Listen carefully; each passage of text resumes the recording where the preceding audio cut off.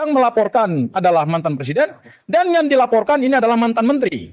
Jadi orang dengan posisi yang luar biasa di Republik ini saling berhadapan dengan proses hukum.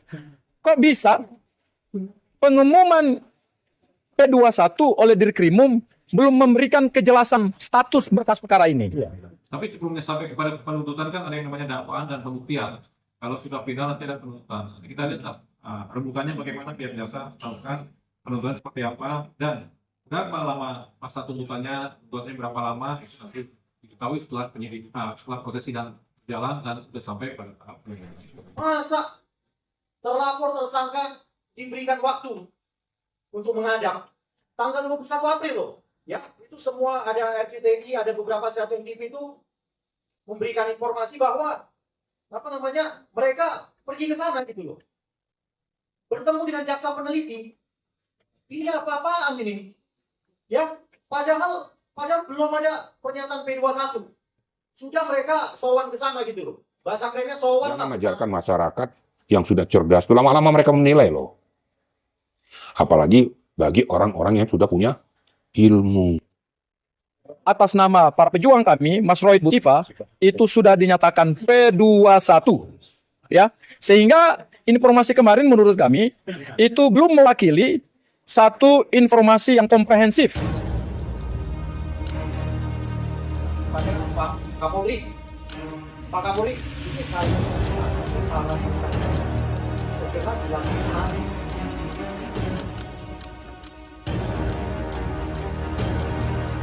P21 masih rancu, masih adanya wajib lapor. Kasus ini belum diumumkan, cuma pernyataan dari Polda. Belum dapat surat edaran dari Polda, polemik ijazah palsu mantan Presiden Joko Widodo alias Jokowi yang menyeret Suryo dan Dr. Tifa ditetapkan menjadi tersangka. Sampai kini masih menuai banyak perhatian dari publik. Bagaimana tidak, sudah setahun lebih kasus tersebut bergulir dan sampai kini masih belum ada tanda-tanda akan lekas berakhir. Terlebih saat Suryo dan Dr. Tifa menanggapi berkas perkara yang sudah dinyatakan lengkap alias P21 oleh Polda Metro Jaya, dianggap rancu dan penuh tanda tanya. Ya, berkas tersangka Roy Suryo dan Dr. Tifa yang belum lama ini disampaikan oleh Polda Metro Jaya lengkap alias P21 menuai banyak keraguan dari banyak kalangan. Terlebih usai Roy Suryo mengaku belum mendapat surat edaran dan masih menajlani wajib lapor tiap pekan. Menanggapi kerancuan pengumuman P21 berkas tersangka Roy Suryo dan Dr. Tifa, apa kata pakar hukum Deoli Payumara dalam melihat kasus ini?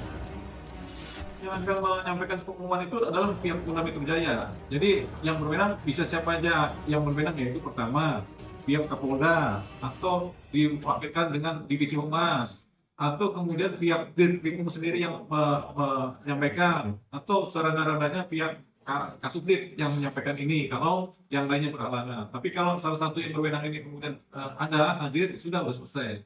Nah, dalam pernyataan P21 yang disampaikan pihak Polda kan disampaikan oleh pihak Divisi Humas. Ini yang paling kompeten sebenarnya, Divisi Humas Polda Metro Jaya yang menyampaikan. Jadi sudah benar apa yang dilakukan oleh pihak Polda Metro Jaya.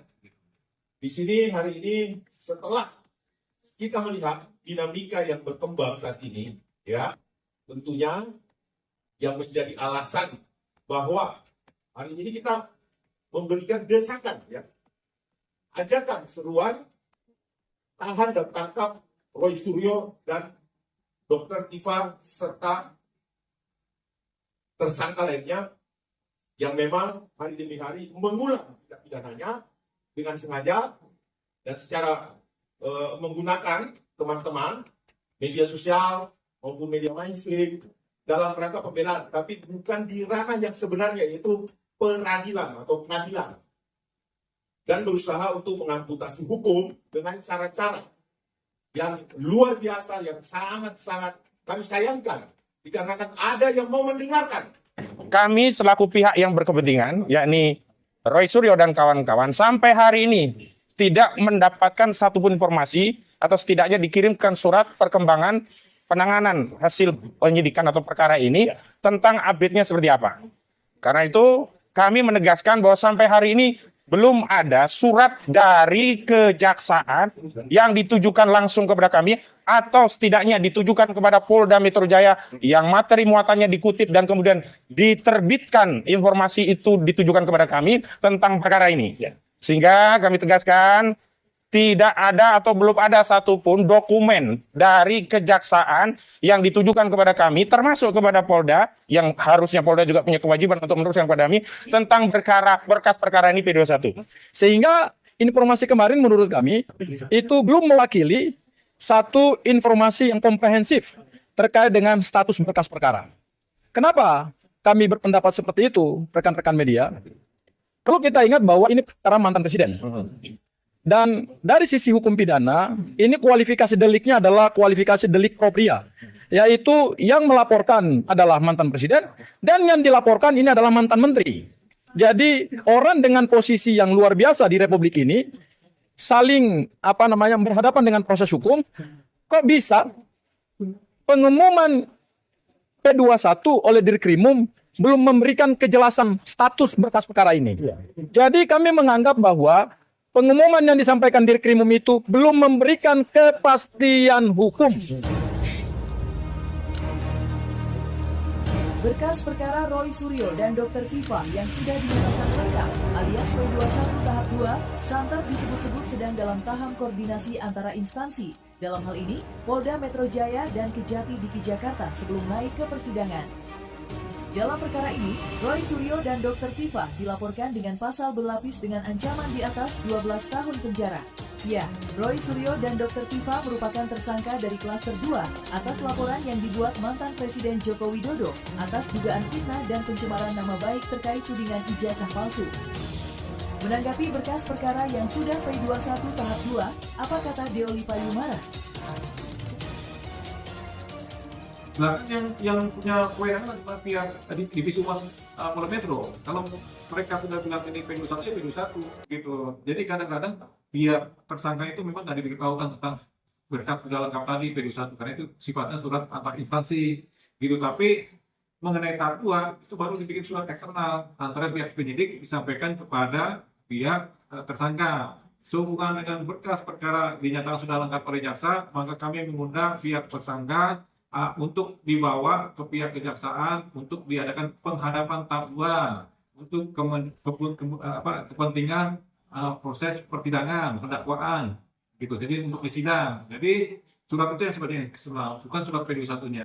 Tapi di dalam surat yang disampaikan kepada tersangka dinyatakan berkas sudah lengkap, itu saja. Kita lihat nanti bagaimana pihak jaksa penuntut menuntutnya. Tapi sebelumnya sampai kepada penuntutan kan ada yang namanya dakwaan dan pembuktian. Kalau sudah final nanti ada penuntutan. Kita lihat rembukannya bagaimana pihak jaksa melakukan penuntutan seperti apa dan berapa lama masa tuntutannya berapa lama itu nanti diketahui setelah penyidik setelah proses sidang jalan dan sudah sampai pada tahap Ini juga ada permainan pasti dari oknum di Kejati DKI. Kenapa? Ini berkas sampai begitu lama baru dinyatakan P21. Ini kan sudah artinya apa? Ada permainan. Ya, masa terlapor tersangka diberikan waktu untuk menghadap tanggal 21 April loh. Ya, itu semua ada RCTI, ada beberapa stasiun TV itu memberikan informasi bahwa mereka pergi ke sana gitu loh. Bertemu dengan jaksa peneliti. Ini apa-apaan ini? Ya, padahal belum ada pernyataan P21. Sudah mereka sowan ke sana gitu loh. Bahasa kerennya sowan lah ke sana. Kami pelapor saja mau ke sana ditolak kok. Ini terlapor tersangka dibolehkan gitu loh. Saya minta Pak Jaksa Agung, nih ya, sekali lagi nih saya minta nih. Ini Kejati DKI copot, ya, spiduknya copot. Mainnya semua seenaknya aja. Ya, ini yang lapor salah satunya korban yang jelas itu Presiden 7 loh. Udah jelas UGM bilang produk mereka, ya. Apalagi pernah kuliah di situ. Ini pembuktiannya sangat sederhana. Jadi nggak perlu digoreng ke kanan ke kiri, ya.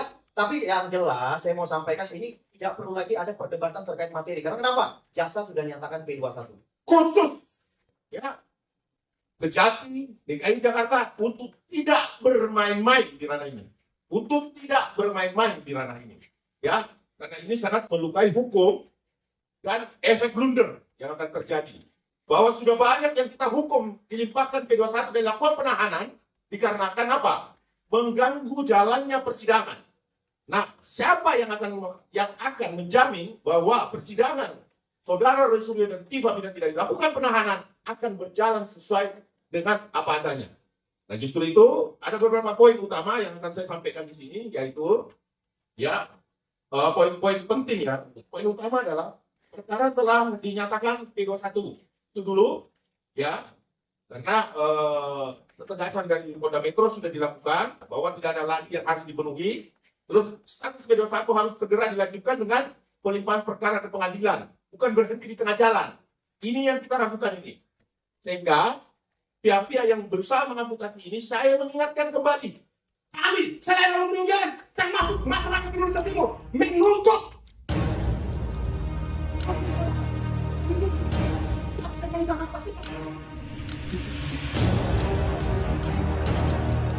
Sementara itu, Roy Suryo dan Dr. Tifa belum patah arang berjuang agar kasusnya dapat dihentikan.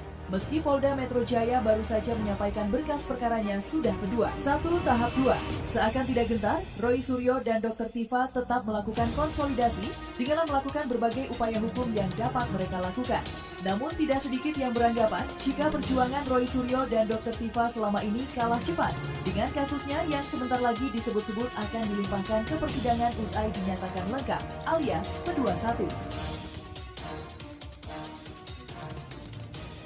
P21 kan berarti bukan sudah lengkap lagi, kita tahuan penghadapan tersangka dan barang bukti gitu. Dan berkasnya kalau sudah semuanya selesai ya sudah, berarti dalam waktu dekat disidangkan gitu. Jadi setelah ada surat pendakwaan dari pihak kejaksaan setelah tahap 2 kemudian diserahkan kepada pihak pengadilan, pengadilan akan menentukan siapa atau melakukan penetapan siapa hakimnya, siapa hakim ketuanya, siapa majelisnya. Setelah itu baru penetapan hari sidang. Ini masih lama selesainya karena nanti ada sidang pengadilan negeri, ada putusan, ada banding mungkin, ada kasasi mungkin gitu. Jadi masih panjang nih, bisa 2 tahun 3 tahun.